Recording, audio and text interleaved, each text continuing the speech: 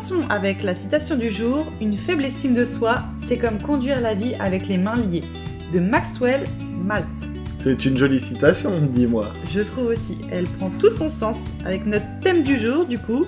L'estime de soi. Et l'aliment star qui sera le boulgour.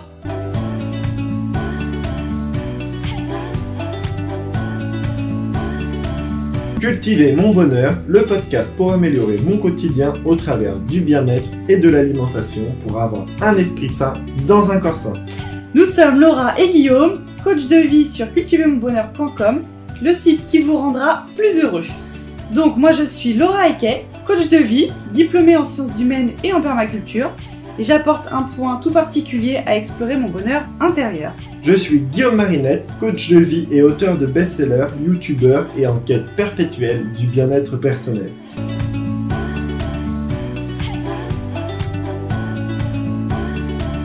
On va commencer par définir l'estime de soi. Donc l'estime de soi, en gros, c'est le jugement positif ou négatif qu'une personne porte sur elle-même. Mais attention à ne pas confondre avec la confiance en soi. Oui, la confiance en soi, en fait, ça va être complètement différent de l'estime de soi.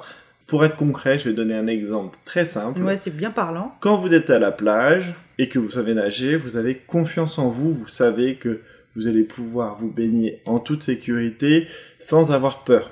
Mais pour autant, vous pouvez manquer d'estime de vous-même au moment de vous mettre en maillot de bain, où vous allez vous trouver trop gros ou trop grosse, ou des seins trop petits ou trop gros, etc.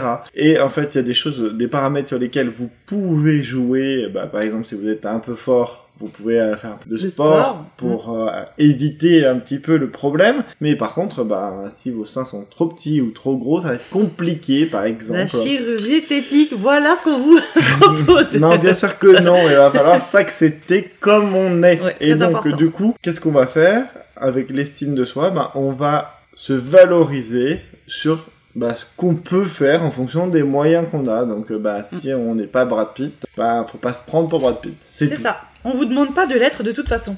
Voilà, soyez vous-même. Alors du coup, l'estime de soi, bien évidemment, là on parlait entre autres du physique, mais il y a plusieurs paramètres qui entrent en jeu.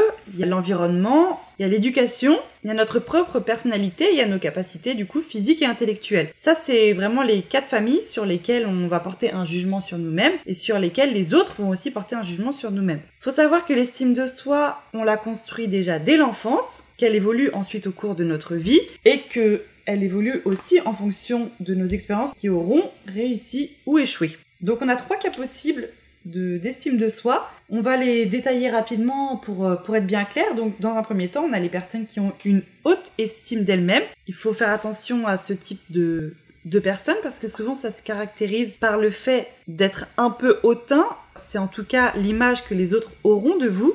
On a dans un deuxième temps le fait d'avoir une faible estime de soi qui se caractérise souvent par le fait d'être plutôt mal dans sa peau. Et ça provoque, on va dire, des difficultés dans nos relations avec les autres. Ça engendre même parfois des souffrances. On en parlera un peu plus tard, mais des troubles anxieux, de la dépression. C'est vrai que souvent, ça commence par une faible estime de soi. Et on a le cas du juste milieu. Donc là, c'est lorsqu'on est satisfait de soi-même. Qu'on connaît ses valeurs. Qu'on connaît ses valeurs et qu'on ne se pense pas au-dessus des autres et que du coup, on se sent épanoui. Et qu'on est bien dans notre peau finalement. Du coup, Laura, est-ce que tu as des critères pour savoir si on a une bonne ou une mauvaise estime de soi? Alors en fait, il faut savoir que les critères de l'estime de soi varient d'une personne à une autre. Évidemment, imaginons un sportif de haut niveau, imaginons un footballeur. Lui, ses critères, ce sera d'être très performant dans son sport, tandis que Guillaume ou moi, on n'aura pas les mêmes critères. Ah ouais, on va pas compter sur nous sur le sport, là, loin de là. Ce qui est évident. C'est clair qu'on va devoir donc connaître ses valeurs. Et donc, oui. Ses valeurs autant physiques que morales, que intellectuelles, en fait, c'est on ça? en revient à ce qu'on disait au départ, voilà, c'est ça. D'accord. Et donc, il faut bien être d'accord que les objectifs à atteindre ne seront pas les mêmes d'une personne à une autre. Parce que on a des objectifs qu'on atteindra, voire qu'on dépassera, qui nous permettront d'avoir une meilleure estime de nous-mêmes. Et on a les objectifs qui sont finalement en dehors de nos capacités, du coup qui nous conduiront à un échec et qui feront qu'on aura une moins bonne estime de nous-mêmes. L'idée étant de ne pas se mettre en échec finalement. Oui, faut utiliser des clés pour... Faut utiliser une boîte à outils. Ah voilà, même moi et mes outils. Et d'ailleurs, j'ai plein de petites astuces que je vous expliquerai tout à l'heure. Très intéressant. Pour conclure, moi, sur justement mes objectifs à atteindre, La première chose à faire, c'est de commencer par bien se connaître, très important. Pour pouvoir se fixer des objectifs réalisables, il faut savoir de quoi on est capable. Ça nous permet de mettre un maximum de chances de notre côté pour y parvenir. Voilà. Tout simplement. Mais il faut aussi un petit peu sortir de ces... J'avais pas prévu de le dire maintenant, mais bon. Je rebondis sur ce que dit Laura. Vas-y. Parce qu'en fait, le problème, c'est que quand on a une mauvaise estime de soi, on sort jamais de sa zone de confort. On se dit on n'est pas capable, on se sent nul, on n'est pas méritant. Et du coup, on va rentrer dans un cercle vicieux de l'échec, en fait, parce qu'on va se dévaloriser sans arrêt. Du coup, on se dit qu'on n'a pas ce qu'il faut pour y arriver, et puis on s'en veut. Donc on pense négativement, on n'y arrive pas. Alors que si on met en place les préceptes de notre numéro 1, notre épisode numéro 1, la loi de l'attraction, on va être positif, on va réussir à sortir de sa zone de confort. Ne c'est pas forcément prendre des risques inconsidérés, c'est juste se dire, est-ce qu'on va oser? Et puis au lieu de se dire, j'y arriverai jamais, en fait on va se poser la question, est-ce que tu es certain que tu ne peux pas y arriver? Et là, vous allez être sûr que vous allez vous dire, bah si, je peux y arriver si je veux. Tout est une question, finalement, de motivation, de confiance en soi. Voilà. Quand on est sorti de sa zone de confort, ça va nous rendre plus heureux, on va montrer ce qu'on est capable, et ça va nous encourager à nous dépasser encore et encore. On va montrer ce qu'on est capable de faire. On va se donner des ailes, et on va rentrer dans un cercle vertueux, ce coup-ci, de la réussite. Génial, ça donne envie en tout cas. Bah oui. Alors, l'estime de soi, c'est vrai que ça consiste à bien se connaître, comme on en parle depuis tout à l'heure. Oui, il faut s'affirmer. Il faut s'affirmer, mais il faut savoir que ce qui influence aussi l'estime de soi, c'est le jugement des autres. Forcément, ça aura un impact sur nous. Et par exemple, quelque chose qui va représenter une réussite pour nous, imaginons un 13 sur 20 en mathématiques lorsqu'on est étudiant. Pour une autre personne, un 13 sur 20, ça sera une note dérisoire, pas du tout satisfaisante, ce qui vous fera redescendre finalement de votre petit nuage. Voilà, exactement. Donc voilà, bien prendre en compte que le jugement des autres, c'est pas forcément vos objectifs à atteindre. Enfin, voilà, faut être vraiment bien précis sur ce qu'on veut. Exactement. Au niveau de l'histoire de l'estime de soi, tout à l'heure, on disait que ça commençait dès l'enfance. Oui. Donc on va revenir un peu là-dessus parce que c'est très important pour les personnes qui ont des enfants ou pour les personnes qui cherchent à comprendre d'où vient leur faible estime d'eux-mêmes. L'enfance joue un rôle vraiment important. Parce qu'en fait, dans l'enfance, il y a deux choses qui sont primordiales. C'est le rôle de la relation qu'on a avec ses parents et le rôle qu'ont finalement les personnes qu'on fréquente dans notre scolarité. Tout à fait. C'est pour ça que, par exemple, les notes à l'école, bah, c'est un problème pour l'estime de soi. C'est pour ça, d'ailleurs, qu'on a tendance à les supprimer. Oui, c'est vrai. Donc, on est pour ou contre la suppression des notes. Mais en tout cas, ces notes, en fait, elles poussent au perfectionnisme et à l'excès. Et donc, en fait, on met une pression aux enfants en disant il faut avoir des bonnes notes, etc. Alors que finalement, on ne se cantonne qu'à un trait de personnalité parce que on peut très très bien réussir dans la vie sans avoir réussi à l'école. D'ailleurs, on peut conseiller un premier livre, on n'avait pas prévu d'en parler de celui-là, mais qu'on a lu tous les deux avec Laura, qu'on a beaucoup aimé. Et c'est « Tout le monde n'a pas eu la chance de rater ses études » d'Olivier Roland. Oui, ce livre est vraiment top. Nous, ça nous a justement motivé, entre autres, à se lancer dans notre podcast, entre autres, et dans plein d'autres projets. Et donc, du coup, c'est vraiment topissime, et ça permet de relativiser sur plein de choses. Ouais, comme quoi l'école, on la met souvent sur un piédestal. Alors que ça, pas forcément, en fait. Même si vous n'avez pas réussi à l'école, ça ne vous empêchera pas de réussir dans la vie. C'est ça. Faut toujours vous dire que l'estime de vous, c'est égal à vos émotions. Et vous êtes toujours le seul à piloter votre estime de vous-même. Vous êtes le pilote de l'avion. Exactement. Donc arrêtez de sauter dans le vide et restez aux commandes. Et du coup, tout ça, ça commence donc dès notre enfance. Oui. Avec nos parents qui nous apprendront à connaître nos forces et nos faiblesses, parce qu'un enfant, il faut pas lui interdire d'avoir des faiblesses. Tout le monde a des faiblesses, c'est tout à fait normal. Mais ce qu'il faut lui apprendre, c'est à résoudre ses problèmes et à le mettre parfois en difficulté, mais dans une situation qu'on saura facile finalement à résoudre. À résoudre, exactement. Donc voilà, l'enfant, très important, il forge son estime de lui, mais au fur et à mesure de son évolution, il va grandir, il va prendre en compte les jugements extérieurs. Et il faut faire attention à ce que des troubles ne se développent pas à ce moment-là, parce que les troubles qui peuvent apparaître chez un enfant qui a une faible estime de lui-même, c'est qu'il va avoir du mal dans ses relations, par exemple à se faire des amis, il va se dévaloriser énormément, il va aussi avoir un sentiment de frustration. Ça, c'est des choses dont on ne se rend pas forcément compte, mais qui sont un peu renfermées à l'intérieur de nous-mêmes. Surtout chez un enfant, il n'a pas l'habitude de parler de tout ça finalement. Oui, il va pas extérioriser forcément. C'est ça, mais Mais du coup, les signes qui sont plutôt visibles, ça sera une timidité excessive ou des crises en fait qui serviront à attirer l'attention des autres. D'accord. Bon, bah donc du coup, on est vigilant au comportement de ses enfants ou des enfants de notre entourage, mais après, de toute manière, c'est toujours très très difficile, par contre, quand c'est les enfants de notre entourage, d'en parler, parce que souvent ça vexe les parents. C'est clair. Donc voilà, donc faites attention. Et Laura, tu dois bien avoir une petite citation pour continuer l'émission. Bah justement, j'avais une petite citation, Guillaume, ça tombe à pic. Je trouve qu'elle est très parlante parce que l'estime de soi, ça commence par s'aimer soi-même et ne pas faire attention au jugement des autres. Cette citation, c'est en fait un proverbe latin qui dit « Tu voudras aux yeux des autres ce que tu voudras à tes yeux ». Ah bah ça, c'est une très belle citation. Parce que finalement, si on écoute trop la vie des autres, bah on se pourrit la vie.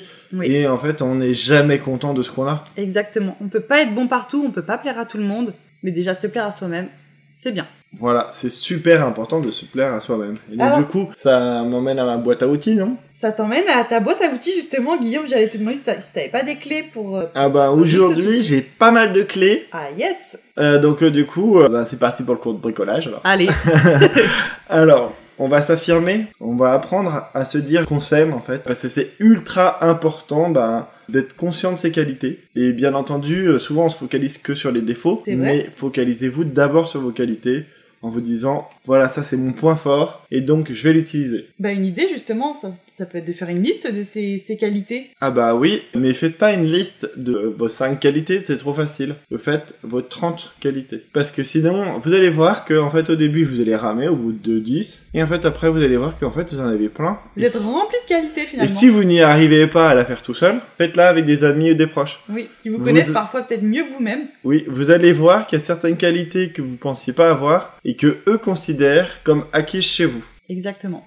Ensuite, en deuxième outil, on va définir ses priorités. Parce que ça sert à rien de vouloir courir tous les lièvres à la fois. On va d'abord regarder les objectifs de notre vie, ce qu'on veut faire en priorité, et on va tout mettre pour y arriver. On va tout mettre en œuvre. On va tout mettre en œuvre, exactement. Aujourd'hui, j'oublie la moitié de mes phrases. Heureusement que je suis là, hein. Ah oui, qu'est-ce que je serais sans toi, Laura. C'est un petit peu ma béquille. On va aussi définir ses valeurs fondamentales. Parce que, voilà, tout le monde a des valeurs qui sont pas les mêmes, Laura nous le disait. Et clair. Donc, quelles sont pour vous vos valeurs à vous ? Qu'est-ce qui vous fait avancer ? Qu'est-ce qui est important ?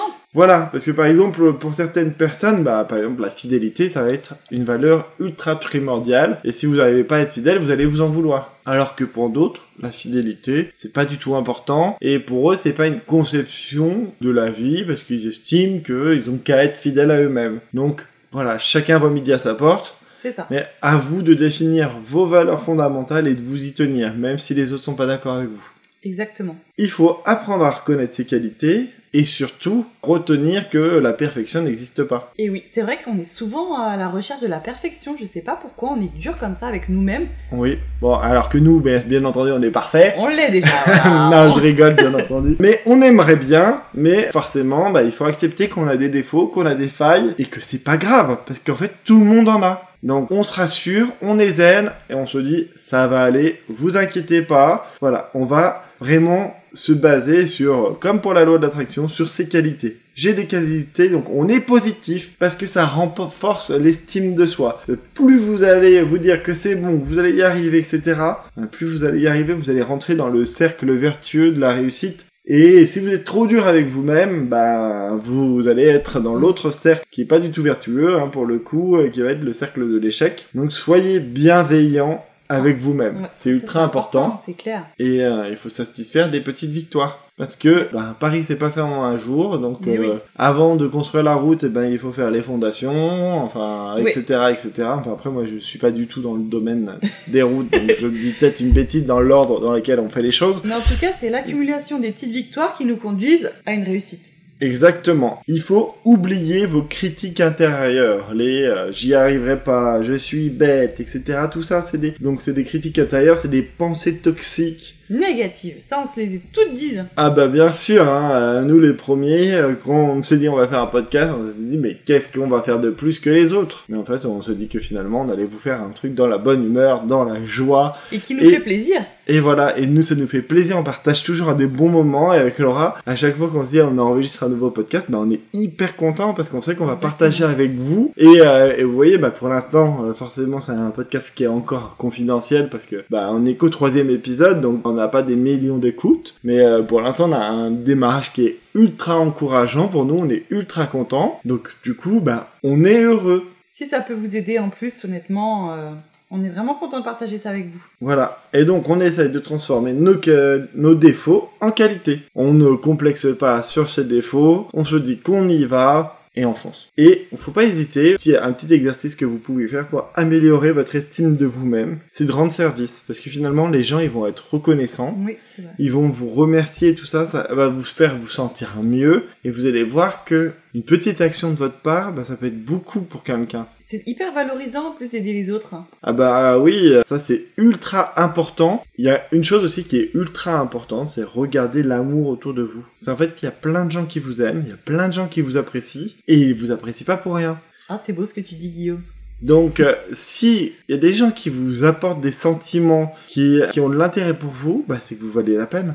Et c'est que vous avez plein de qualités. Et que vos défauts, bah ils sont pas rédhibitoires, sinon ces gens ils vous aimeraient pas. Donc aimez-vous. Et il y a aussi quelque chose, par exemple, Laura elle a mis longtemps avant de réussir à faire ça, c'est d'accepter les compliments des autres parce que c'est toujours un petit peu gênant. Et n'hésitez pas à faire plaisir en répondant. Voilà, par exemple, si je dis à Laura aujourd'hui « Ah, tu es très belle », au lieu de dire juste « merci », elle peut me dire « Ah bah oui, toi aussi, tu es en beauté » ou « Bah, j'apprécie ta gentillesse ». Voilà, parce que ça fait toujours plaisir. Et plus, en fait, on va être bienveillant envers les autres, plus ils vont être bienveillants envers nous. C'est vrai que ça se prouve. Nous, dans notre cercle d'amis, on essaye d'être tous bienveillants les uns envers les autres. Et c'est vrai que, je donne un exemple, ce week-end, on s'est vus tous ensemble. Je m'étais un peu apprêtée pour l'occasion et quand je suis arrivée, la première chose, c'est que tout le monde m'a fait des compliments. Mais voilà, mes amis, ils savent très bien que j'ai besoin qu'on me donne confiance en moi. Voilà, la première chose qu'ils ont fait, c'est de me complimenter. Et ça, c'est beau. Et c'est vrai que Laura était très très belle ce jour-là. Mais aussi aujourd'hui d'ailleurs.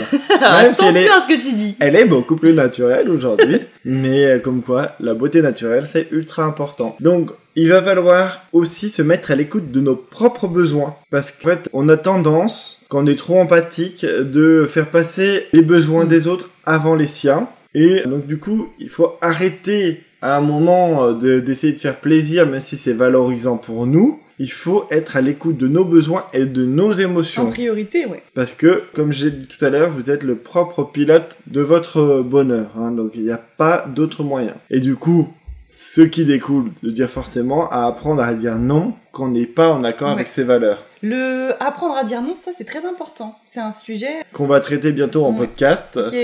Dans beaucoup de domaines, finalement, c'est important de savoir dire non et c'est quelque chose. Beaucoup de personnes ont des difficultés. Oui, et dès qu'on apprend à dire non, en fait, on se libère. Parce qu'en fait, ne pas savoir dire non, c'est s'emprisonner à faire plein de choses qu'on n'a pas envie de faire, qu'on juge inutiles. Et donc, du coup, quand vous aurez cette clé dans votre boîte à outils personnelle, et ben vous allez être vachement plus heureux. Donc ça, c'est ultra important. Donc abonnez-vous à notre podcast et n'hésitez pas à mettre 5 étoiles d'ailleurs sur Apple Podcast pour nous aider à nous faire connaître et montrer aux autres futurs auditeurs qu'on propose un podcast de qualité. Merci beaucoup d'avance. Donc là c'était une petite parenthèse et donc soyez toujours conscient de votre échelle de valeur qui est toujours différente de la vôtre, donc la vie des autres ne prévaut jamais sur le vôtre. Oui, très important. Parce que sinon, si vous voulez faire plaisir à tout le monde, vous n'y arriverez jamais. Voilà, par exemple, nous, si on demande l'avis de notre podcast à nos amis, il y en a un tel qui dira « Ah oui, cette partie-là, faudrait la rallonger. Ah, mais cette partie-là, moi, elle m'a un peu ennuyé, raccourcissez, etc. » Et donc, dans ce cas-là, on fait jamais rien parce que il y a aucun support qui sera jamais parfait pour personne. Et surtout quand on est dans le domaine de la création, où on met nos tripes sur la table ou derrière un micro, c'est exactement pareil. En fait, on peut pas plaire à tout le monde. On en a conscience et on sait très bien que il y a des jours où on se prendra des scuds de gens qui ne seront pas contents. Mais malgré tout, on reçoit aussi plein de messages de gens qui sont ultra ravis, qui veulent faire des coachings avec nous sur notre site cultivermonbonheur.com. Donc du coup, c'est super chouette et c'est super valorisant. Et la dernière clé que j'ai à vous conseiller, parce que Laura me dit de me taire derrière le micro, vous le voyez pas, mais elle me fait des grands signes. Tout. C'est que ne vous inquiétez pas si vous manquez des clés, des compétences pour mener à bien vos projets, parce que vous pouvez toujours vous former. Il existe des congés individuels à la formation, il existe des tutos YouTube, il existe plein de manières d'apprendre. Faut pas hésiter à demander dans votre entourage quand vous savez pas faire quelque chose, s'ils connaissent pas quelqu'un qui sait le faire, parce qu'en fait, en discutant, on se rend compte qu'on a tous quelqu'un qui sait faire le truc qui nous manque. Ouais, qui peut nous aider. Ouais. Et qui peut nous apprendre. C'est clair. Du coup, on peut avoir aussi dans notre entourage des personnes qui ont une faible estime d'eux-mêmes. On peut éventuellement essayer de les aider. Ces personnes-là, il faut quand même savoir les repérer. Oui, alors comment on fait ? Eh ben, par exemple, on a souvent les personnes qui ont une faible estime d'eux-mêmes, c'est souvent des personnes qui sont assez anxieuses, qui sont un peu dépressives. Ça, c'est, on va dire, les choses les plus courantes, mais ça peut être aussi des personnes qui ont des troubles du comportement alimentaire. Par exemple, qui souffrent un peu de boulimie, d'anorexie, tout ça, c'est des personnes qui, à la base, ont une faible estime d'elles-mêmes. Ce qui prouve encore une fois que c'est très important, même du point de vue de notre santé, de travailler là-dessus. C'est un domaine justement dans la médecine qui est de plus en plus reconnu et étudié, puisque ces dernières années, on s'est rendu compte que l'estime de soi, c'était un sujet qu'il fallait aborder dès l'école. Maintenant, il y a pas mal d'ateliers qui sont créés à l'école, et en psychothérapie aussi, on voit qu'il y a de plus en plus de personnes qui consultent pour l'estime de soi, et par exemple, on leur fait passer le test de l'échelle d'estime de soi de Rosenberg, qui consiste à vous dire des phrases et vous devez répondre plutôt d'accord, plutôt pas d'accord, tout à fait d'accord. Et en fait, ça nous permet de jauger l'estime que vous avez de vous-même. Donc si, par exemple, un psychothérapeute vous a déjà fait passer ce test, vous comprendrez que c'est qu'il a eu un doute sur l'estime de vous-même. Voilà, et c'est ultra important d'apprendre à s'estimer. On a vraiment priorisé ce sujet dans notre podcast parce que c'est une clé essentielle au bonheur, et donc en fait petit à petit on vous donne en fait à chaque épisode on essaie de vous donner une clé, et nous on a classé nos clés par nécessité, en fait les choses les plus vitales d'abord, et puis petit à petit voilà, après ça sera que du plus, mais il faut d'abord maîtriser tout ça, les bases, les fondations, les bases, et en fait votre maison sans estime de vous-même elle tiendra pas. Donc du coup c'est le premier sujet à travailler. D'ailleurs je peux vous conseiller un très très bon livre de Christophe André qui est paru aux éditions Odile Jacob. C'est Imparfait, libre et heureux, donc de Christophe André, et qui est un super livre qui nous montre vraiment et qui nous donne des conseils pratiques pour s'améliorer, grandir son estime de soi-même. C'est vrai que Christophe André, c'est quelqu'un qu'on affectionne particulièrement. Ses livres sont très intéressants, et justement il a écrit un deuxième livre sur l'estime de soi qui s'appelle justement l'estime de soi, s'aimer pour mieux vivre avec les autres, en collaboration avec François Lelore. Et en fait, ce livre, on vous mettra un lien aussi sur notre site internet cultivermonbonheur.com. Tout à fait. Donc ce livre, en fait, ça permet, si vous sentez que vous doutez de vous, que vous ne prenez pas forcément les bonnes décisions, que vous ne faites pas les bons choix, et que vous êtes dans cet engrenage où vous n'y arriverez pas, ce livre va pouvoir vous aider à établir finalement un bilan sur vous-même et de comprendre où vous en êtes dans votre estime de vous et d'améliorer ça. C'est un super bouquin, hein. Voilà, Christophe André, c'est vrai que c'est un peu notre chouchou, donc s'il nous écoute, cœur sur lui. On t'aime, et n'hésite pas à nous contacter pour qu'on fasse une émission spéciale avec toi, ça serait vraiment trop chouette. Du coup, Guillaume, est-ce que tu penses que l'estime de nous-mêmes peut avoir une répercussion par rapport à notre relation qu'on a avec les autres ? Eh ben, tu me poses une question hyper intéressante, Laura, parce que l'estime de soi, ça permet d'avoir une relation miroir, en fait, avec les autres, parce qu'on va attirer à soi les personnes qui nous ressemblent. Donc, si vous êtes deux personnes qui ont une bonne estime de vous-même, en fait, les deux personnes dans la relation vont s'élever, vont s'aider l'un l'autre. En fait, en gros, on va se tirer vers le haut, alors que finalement, si on a une mauvaise estime de nous-mêmes, on va attirer des gens qui, comme nous, ont une mauvaise estime de nous-mêmes, et on va se tirer vers le bas. Et on va pas grandir dans cette relation, ce qui est dommage et ce qui nous fait perdre du temps en fait. Alors que si on se tire vers le haut, on s'améliore sans arrêt. Un peu comme toi et moi, Guillaume, finalement. Exactement. On s'encourage toujours dans nos projets, l'un et l'autre. Exactement, j'espère qu'on se tire l'un et l'autre vers le haut. Oui, mais en plus, ça me rappelle un peu la loi de l'attraction, quand on disait que le positif attire le positif et le négatif attire le négatif. Voilà, donc du coup, c'est pour ça qu'on s'est retrouvés. Le positif avec le positif. C'est ça. C'est vrai qu'on est deux petits rayons de soleil.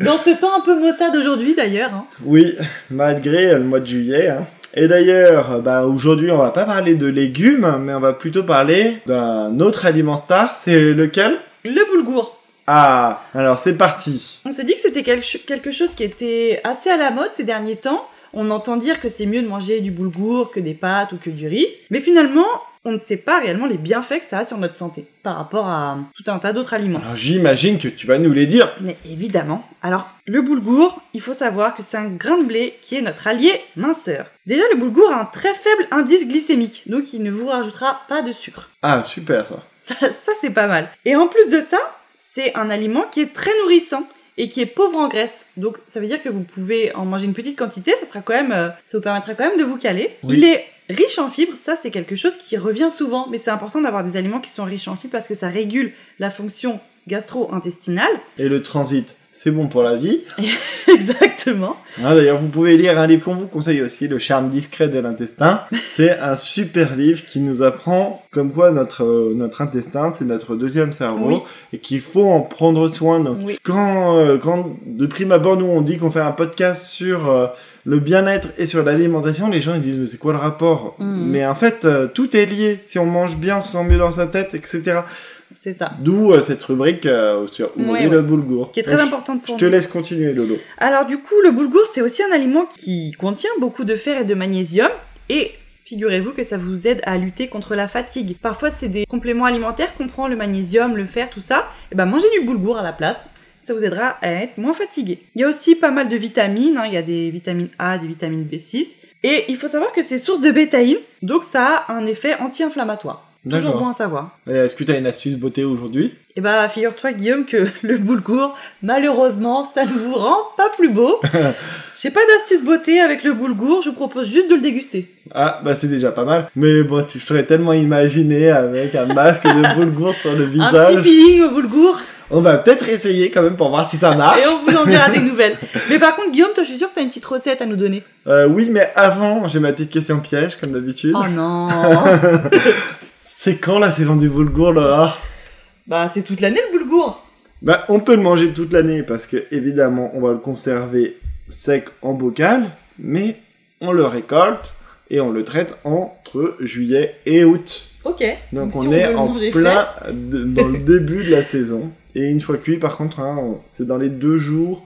Une fois qu'il est cuit, vous l'avez gardé au frais 2 jours maximum. Et ce qu'on n'a pas dit aussi, c'est quand même que le boulgour, nous on connaît assez peu dans notre cuisine occidentale, mais c'est quand même une grande star de la cuisine du Moyen-Orient. Donc dans les plats libanais notamment, c'est Ah, c'est vrai ça. c'est un aliment de base qui est vraiment ultra bon. À la base, ça a une origine arménienne. Et donc, du coup, j'ai quand même décidé aujourd'hui, dans la recette, de revenir un petit peu en Occident, parce qu'on est des bons petits franchouillards, et qu'on aime bien les gratins. Donc, aujourd'hui, c'est un gratin au boulgour et aux courgettes. Donc, Oh. c'est une recette ultra facile, donc je vous mettrai tous les détails sur le site internet, cultivermonbonheur.com. .com. Et donc vous allez voir, c'est un régal. Donc en plus, il y a plein de courgettes.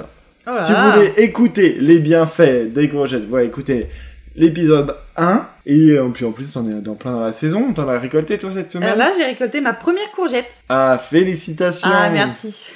Et donc du coup, la recette sera en ligne sur le site. Vous allez voir, c'est une tuerie. C'est bon. Trop bon. On met- J'ai adoré. Une seule recette ou est-ce qu'on en met une petite deuxième aussi sur le site quand même ?